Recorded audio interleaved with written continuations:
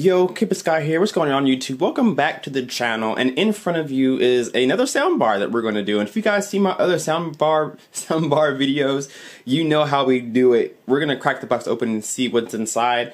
Now this home theater bar is from WoHome. I hope I'm saying that correct. WoHome soundbar. It's a 2.1 channel Bluetooth soundbar, but the cool thing about this is that subwoofer is not separate from the soundbar. It's actually built in. You have two subwoofers built into the soundbar itself. So super minimal setup for those who don't want anything crazy going on in their living room, bedroom, or whatever.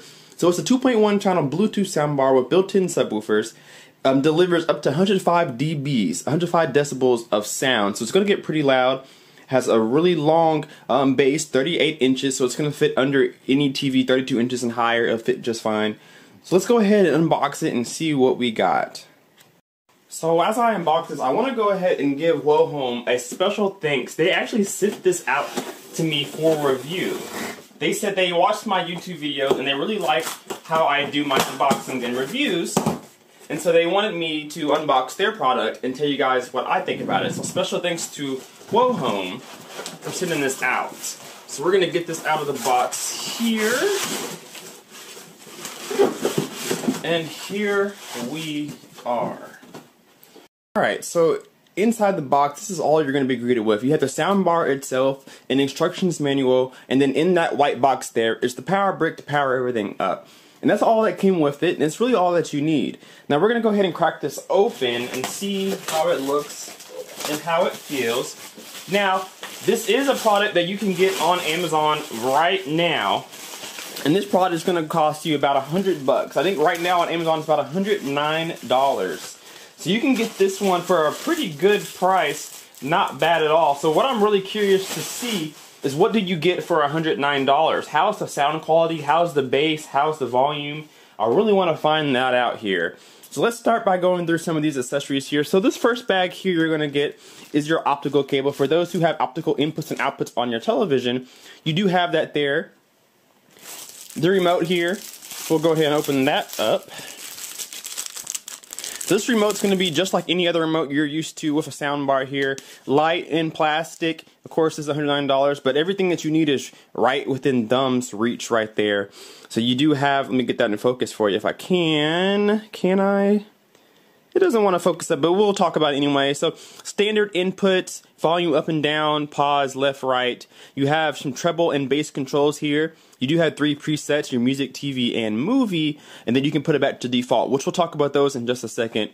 You have a mute button there, and it looks like it takes 2 AAA batteries here. This is your 3.5 to 3.5 millimeter headphone jack that you guys are going to be used to. You can plug any device you want to, a cell phone, a tablet, even your TV if it has a headphone jack out. You can plug it up straight to the soundbar that way, or if you're using RCAs here, you do have a red and a white RCA. That's going to be your left and your right, so you're able to plug it up that way. Now here they provide you with some mounting screws that you can use to mount this, and you don't need any brackets to mount this soundbar. It's light enough to where you can mount it right underneath your TV without any extra accessories. That's really nice to see and nice to have. And the last things here, of course, we have our manual there, and then we have what looks to be a survey card or something of the sort to let them know that they're proud to have you have their product and they're happy that you chose them. So that's all you get in the box, and of course that one there is the power brick. So what we're going to do now is put it underneath the TV and see how it looks and sounds. Alright, so I have it placed under your TV, and this is my 55-inch OLED TV here, so you can kind of get a sized ratio from your TV to your soundbar. Again, the soundbar stretches from one end to the other about 38 inches, so you can kind of see how that works underneath a 55-inch screen. It looks pretty nice.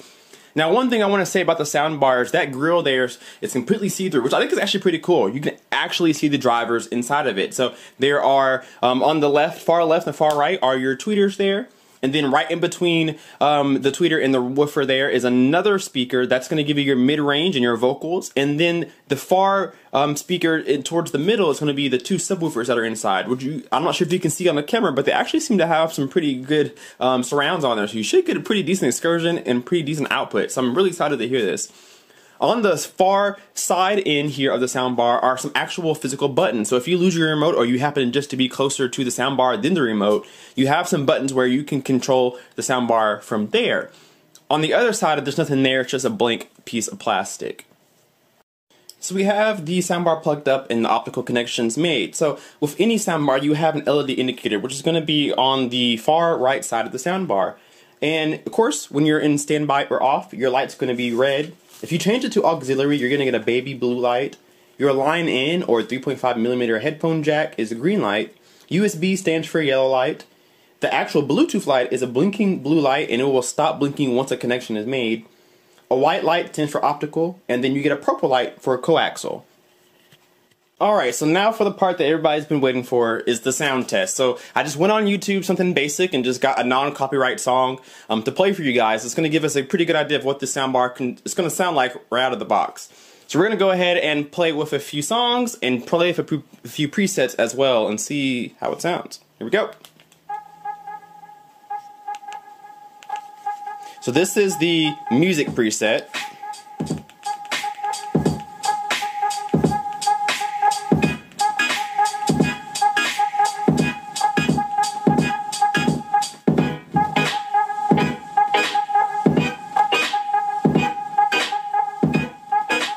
Gonna switch the TV preset.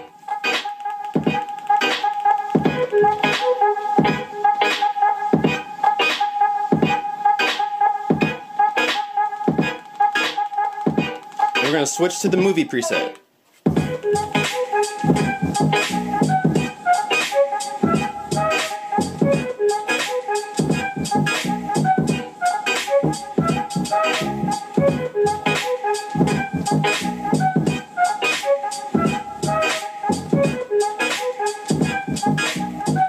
Alright, let's try the default preset.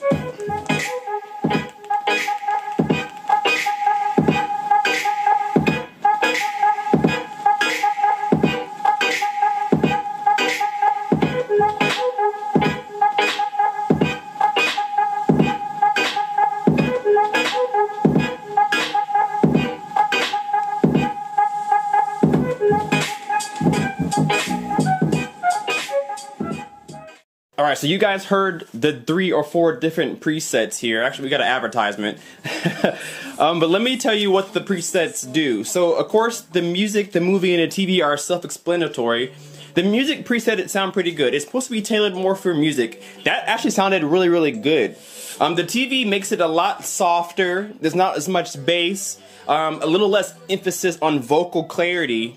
And a little more emphasis on more like a quiet listening, I would say that'd be the best description for it. Movie mode actually sounded the best out of all 3. So movie mode is more tailored to the surround sound, gives you a little more bass, vocal boost, all that good stuff, and it actually sounded pretty clear and a pretty good bass present. I was actually impressed.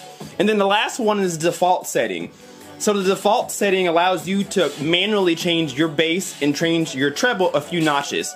And I did that during the video towards the end.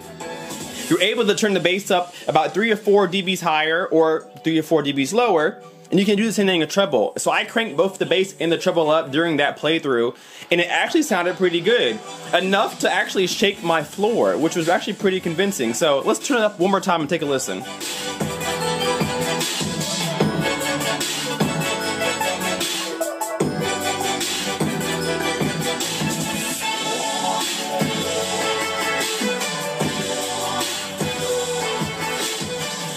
So that honestly isn't bad at all, and that's not even max volume, so it definitely gets pretty loud. Now, one thing that I'm noticing right off the bat is port chuffing, and for those who don't know what that is when air passes through that port or that hole in the speaker. When air passes through it, it makes a noise. It's called port chuffing. And you can hear that at loud volumes with the bass high, or even not even that high. Just when loud volumes in general, you can really hear the air passing through, which may distort your overall sound or your sound quality. But other than that, that's my only nitpick with this. It actually sounds pretty good. I'm really impressed with this. So good job, WoHome, and thanks again for sending this out to me. Guys, you can get this right now on Amazon for $109, and they can send it straight to you. They sent it to me straight from Arizona, and it got here in 2 days. 2 days from Arizona. I live in Kentucky, so that was fantastic shipping, and it came in perfect condition. So guys, if you're interested in this soundbar, it's actually really good for $100. You probably can't really beat it. Maybe a Vizio, but of course that's a name brand. We all know who Vizio is, but WoHome, you have something good going here. So definitely continue to make changes and make alterations, because you could probably get a really good soundbar for pretty cheap. So guys, if you enjoyed this video, I appreciate you watching, and I greatly think WoHome does too. So be sure to head down to the description. I will leave a link down below to the soundbar if you guys want to read up on it or see more about it, and maybe even purchase it. And if you really enjoyed this video, leave me a comment down below. What do you guys think about this home soundbar here? I'm going to keep it in my bedroom to listen to. It sounds pretty good. So leave a comment down below. Also leave a like and hit that subscribe button for more videos like this. We'll see you guys in the next video. Kpaceguy out. Peace.